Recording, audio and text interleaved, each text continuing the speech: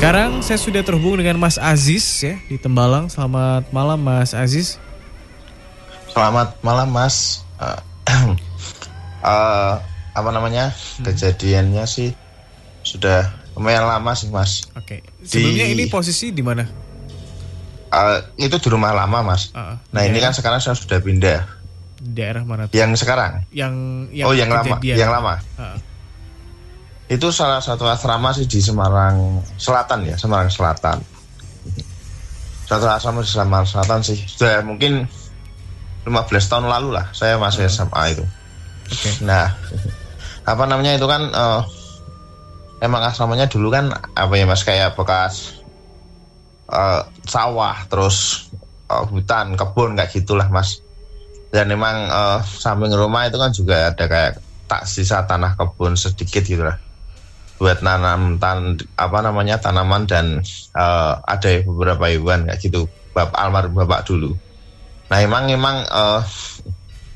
teritorialnya emang berdekatan dengan sungai, terus masih sawah juga, dekat banget gitu loh Mas. Jadi apa ya, hal-hal kayak gitu itu sering terjadi.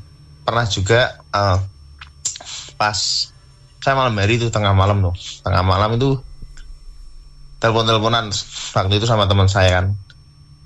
Nah apa di kamar saya kan paling belakang lagi udah dapur gitu loh Mas. Nah apa di sela-sela pembicaraan kita itu kayak ada suara wanita gitu loh Mas. Suara wanita itu nangis.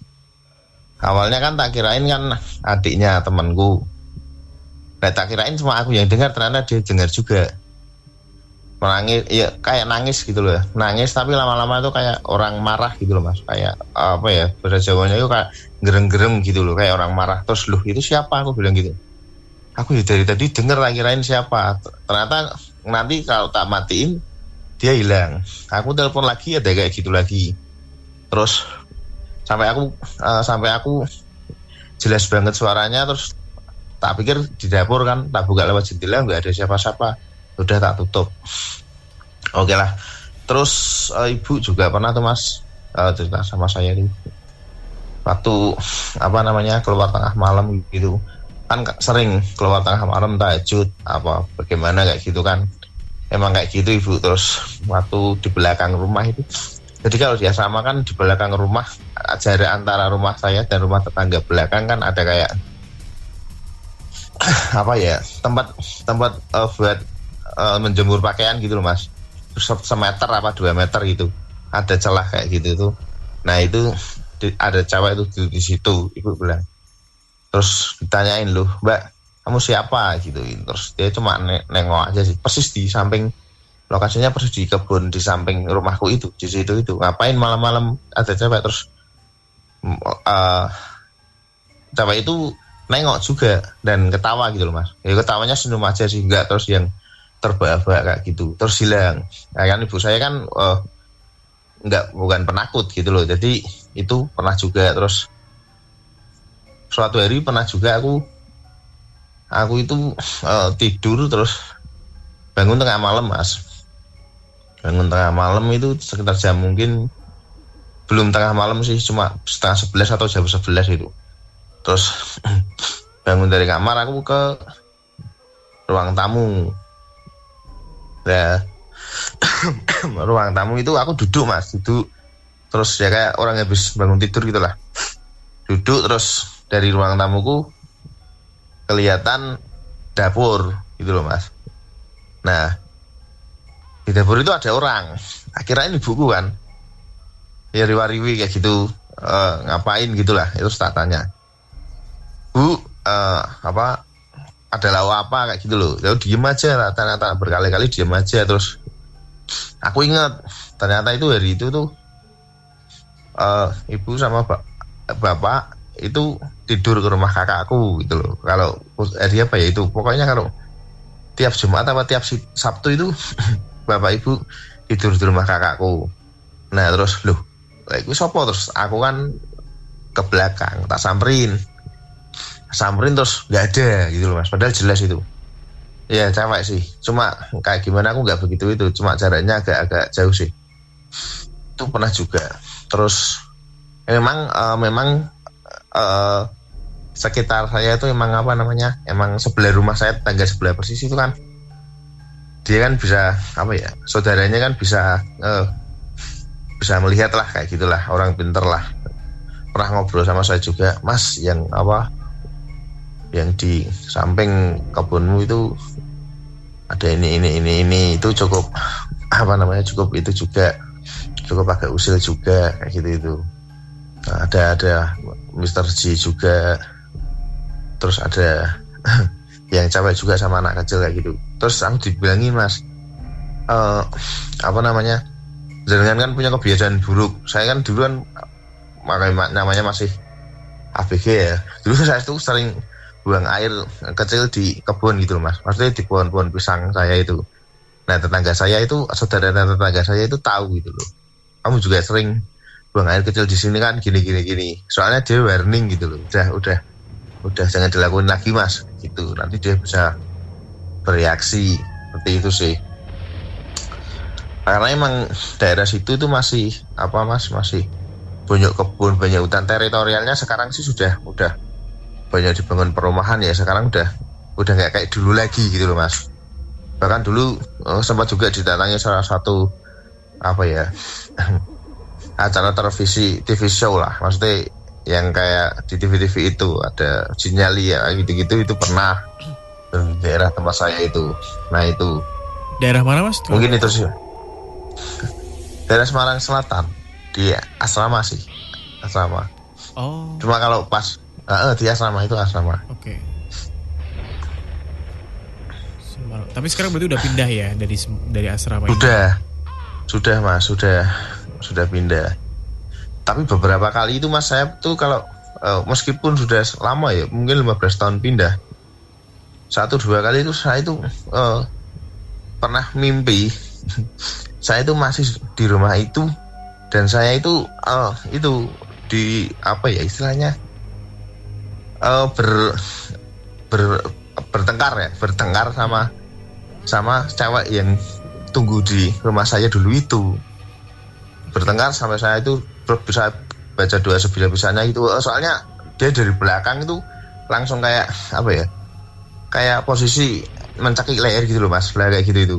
Dan itu hampir 1-2 kali itu mimpi kayak gitu loh. Jadi maksudnya tak anggap mungkin aku hanya kebayang-bayang sama rumahku dulu kayak gitu sih, Mas. Ya, Mas, balik lagi ke waktu ada suara nangis gitu. Itu posisinya berarti kayak suara itu di dalam telepon atau di luar telepon? Jadi ini kalau kita ngobrol kayak gini tuh dia itu di tengah. Awalnya kayak suara wanita nangis tuh, Mas. Kayak gitu tuh pelan, tapi lama-lama itu kayak orang marah. Wah, gimana ya? Kayak getem-getem itu bahasa Jawanya kayak gitu itu. Kayak gitu itu, Mas. Lama-lama loh kok kayak gini sopo kayak gitu. Sampai aku kan jengkel karena berkali-kali. Lah, aku langsung ke belakang karena deket banget, Mas. Mungkin aku mikir loh, masa di dalam telepon atau gimana. Waktu itu kan itu telepon masih era-era belum ada Android, belum ada itu loh, Mas. Telepon jadul itu. Nah, telepon kayak bisa SMS telepon kan. Nah, itu telepon saya. Nah, memang memang dapur saya itu kayak tempatnya dia gitu loh, Mas. Dan itu di balik kamar saya persis ada jendelanya. Sering pernah, Mas, ada suara ayam kecil kayak gitu di dapur. Padahal kalau menurut yang saya baca kan kalau kehadirannya Kunti atau apalah ya yang cewek-cewek itu kan ada suara ayam kayak gitu tuh. Padahal saya nggak punya ayam kecil. Kalau burung ada, tapi kalau ayam kecil tuh nggak ada, dan deket banget di itu saya. Terus ternyata samperin terus nggak ada. Pernah beberapa kali kayak gitu itu. Tak lihat dari jendela loh, nggak ada siapa-siapa. Ya untungnya sih saya nggak pernah secara langsung. Dan itu kalau ibu pernah sih. Waktu itu posisinya ya Mas kan telepon teman Mas gitu ya. Teman Mas yang lagi di ujung telepon sebelah sana. Di telepon yang lain itu dengar juga berarti. Yeah. Oh, dia dengar. Cuma ketika aku denger dia sebenarnya kan itu udah lama. Cuma mungkin dia nggak mau ngomong karena aku nggak ngomong duluan gitu loh. Nah, tak pikir kalau dia punya adik cewek, adikku ada tapi udah tidur. Nah, aku ya denger banget. Akhirnya ya udah tutup sebentar. Telepon lagi gitu lagi. Tak tutup lagi akhirnya. Udah sampai pagi aku nggak bisa tidur. Tapi ya, setelah itu saya ceritain ke ibu baru cerita. Kalau ibu lu malah lihat ibu saya. Dia seneng aja katanya gitu. Oh, ya karena nggak cerita sama saya takut kalau saya itu takut gitu mas. Sama yang itu tadi di dapur itu ya itu jelas banget itu. Jelas, bukan dia nggak jadi ibu saya sih ya enggak ya. Cuma aku tahu aja itu ada orang di dapur lah riwa-riwi kayak gitu itu terlihat jelas. Makanya aku tanya, kirain kan ibuku wong yang di rumah juga ibu sama bapak. Terus aku ingat, oh dari tadi udah berangkat ke rumah kakakku. Siapa itu kan tak samperin langsung. Ternyata nggak ada. Sih berarti apa ya, sosoknya sebenarnya sudah jelas ya mas, sosok ya mungkin Ya. sosok wanita itu ya mas ya. Ya. Untungnya kalau yang Mr. Z itu mas, itu karena saya masih nekat, saya masih kencing-kencing di situ. Saya mimpi itu dikejar-kejar mas. Untungnya cuma mimpi itu. Saya mimpi dikejar-kejar itu sampai kemana-mana itu, sampai saya naik tangga ke gedeng itu. Ya dia bilang kayak gitu itu untungnya, awas kamu kencing di sini lagi itu. Serius itu. Itu wah sampai kemeringat aku bangun-bangun dari mimpi itu. Kayak bener-bener nyata gitu tuh. Masalahnya dia nggak tahu tuh ngejar-ngejar aku lari sampai naik ke gedeng juga itu. Terus semenjak itu aku nggak pernah lagi. Karena kan apa ya, kadang kebiasaan buruk kayak gitu karena masih remaja itu SMP SMA, aku waktu itu masih SMA juga. Sering kayak gitu sih. Oke. Dan ini kan tadi asrama, penghuni asrama lain ada yang cerita. Wah banyak mas. Wah iya banyak mas. Itu lapangannya saja itu, lapangan di depan blok saya itu kan lapangan bola dan langsung nyambung ke sawah-sawah, ke kebun-kebun yang sekarang sih sudah ramai mas ya. Tapi dulu itu bener-bener itu apa, wong saya waktu di masjid saya ya dekat juga rumah saya juga, itu pernah ngalamin juga saya mas. Padahal itu bulan Ramadan itu saya kan tengah malam janjian sama teman tuh mau sholat ibadah tengah malam. Saya datang duluan tuh mas. Saya datang duluan terus saya duduk di masjid itu, sandaran tembok, di belakang tembok saya itu kamar mandi mas. Nah itu orangnya mandi, ada suara orang mandi, biar segala macam kayak biur, tak pikir teman saya toh.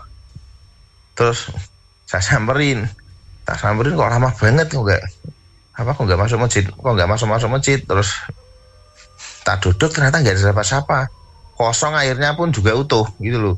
Wah aku kan langsung dek, sopo gimana, aku tak tinggal masuk lagi, terus kayak gitu lagi.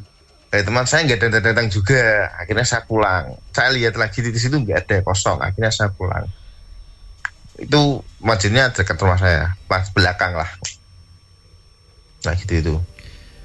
Kalau tetangga apa dan lain-lain banyak banget mas itu. Memang kayak gitu tempatnya sih. Ya maybe next time kalau pas lagi ada Mas Febri boleh gabung lagi. Iya siap. Oke, karena sebenarnya sosoknya sih tadi seperti yang Mas jelasin sih sebenarnya sudah mengerucut ke sosok tertentu gitu ya. Kok sampai sini pun kadang pernah gitu loh mas. Saya 2 kali itu ngimpi masih di situ loh.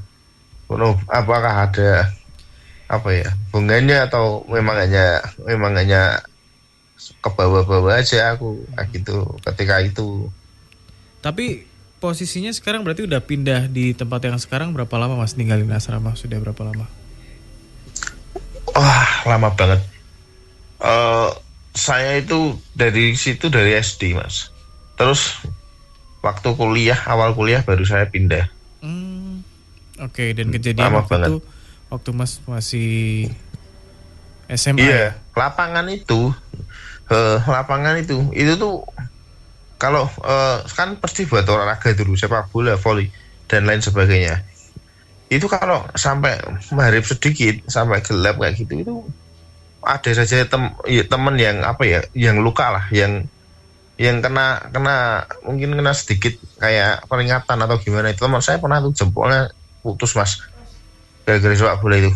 Nggak tahu ya, ini masih den sih ya, cuma Karena maghrib emang faktanya ya itu kadang-kadang kan kalau dulu kan kalau belum maghrib belum disuruh pulang sama ustadznya kan sagul. Wah itu main mundur sampai gelap juga.